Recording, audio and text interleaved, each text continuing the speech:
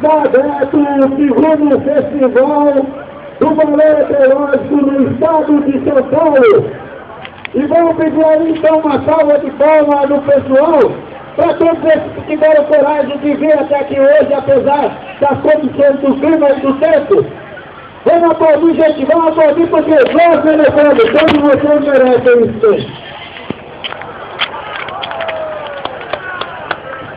Está pedindo para dar uma segurada, não liberar aí do valor, ainda vai dar uma melhorada, porque só está acompanhando o tempo aí, tá? Para dar uma seguradinha a mais, só se não tiver com um mesmo. Caso contrário, vamos dar uma segurada. E agradecendo aí as equipes, aqueles que quiserem trazer o nome da equipe aí, para a gente estar falando, aqueles que estão presentes aqui no dia de hoje, anota no papelzinho e traz para mim aí. Já falou? Né? A equipe da União AP, aí nesse esforço, apesar das dificuldades, conseguindo realizar esse grande evento aqui na cidade de Mogi das Cruzes.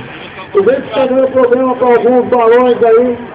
Estamos com dificuldade. Aquele que não conseguir segurar, não tem jeito, vai ter que liberar, bom. Agora, dando para segurar, vamos segurar mais um pouco. Tá ok? Porque o pessoal está tendo alguma dificuldade aí.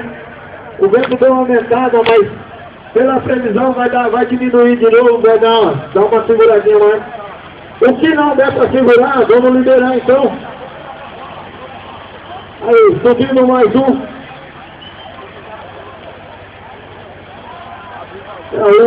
O vento ainda está atrapalhando um pouco, né?